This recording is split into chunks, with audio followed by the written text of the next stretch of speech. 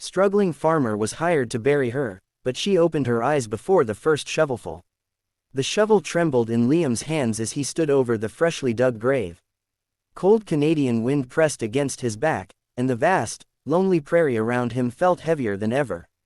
He had buried animals before, and even helped neighbors during harsh winters, but never a woman. The man who hired him insisted she had no family, no pulse, no future. "Just cover her," he had said, slipping crumpled bills into Liam's calloused hand. But as Liam raised the shovel for the first throw of dirt, he saw her fingers move. And then, her eyes opened. Liam stumbled back in shock, dropping the shovel. The woman's breaths were shallow, trembling, as if she was fighting her way back from the edge. For a moment he thought he was imagining it, but then her lips parted, releasing the faintest whisper. "Help me." Fear, confusion, and a strange rush of responsibility seized him at once. The cold didn't matter anymore. The money didn't matter. She was alive. He wrapped his old farm jacket around her fragile body, lifting her carefully. She felt weightless, like someone who had survived more than anyone should. He carried her to his truck and drove toward his small farmhouse, the gravel roads bouncing under the tired wheels. Liam's life had been a series of hardships, droughts, debts, and a lonely existence since his wife passed away 3 years earlier. But something about this woman's presence pulled him out of his grief, forcing him to act. At home, he laid her on the couch, lit the fireplace, and offered warm water. Slowly, warmth returned to her cheeks. Hours passed before she could speak. When she finally did, her voice was shaky but full of emotion. Her name was Clara. She explained that someone close to her, someone she trusted, tried to get rid of her. She didn't know how she survived, only that she woke up in the cold earth with a stranger standing over her. Liam felt anger rising inside him, but he kept his focus on helping her heal.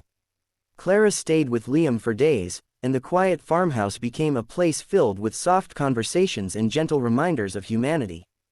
Liam worked on the farm during daylight while Clara recovered in the warm sun by the window. She helped where she could, offering little things like peeling potatoes or folding clothes, gestures that made the place feel alive again. Slowly, Liam realized he hadn't heard laughter in that house for years until Clara arrived. But danger lingered. The man who hired Liam came back one evening, knocking hard on the door, demanding to know if the job was done. Liam stood in the doorway, blocking the entrance. The fear had left him. He had someone to protect now. Clara watched from behind the curtain, her hands trembling.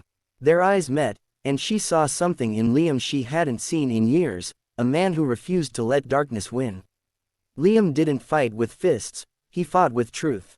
He told the man that Clara was alive, the authorities were being contacted, and any further harm would be met with consequences. The man left, fearful and exposed. For the first time, Clara felt safe. Weeks passed, and Clara regained her strength. The police handled the rest. She stayed with Liam while rebuilding her life, and in that time, something deeper grew between them, not romance at first, but understanding. Two broken souls finding comfort in the quiet corners of each other's presence. She helped with the farm, bringing new ideas that made daily tasks easier, and Liam taught her the beauty of prairie sunsets and simple living. One morning, as they stood on the porch watching the golden light spread across the fields, Clara whispered, "You saved me before I even opened my eyes." Liam smiled softly and replied, "Maybe you saved me too."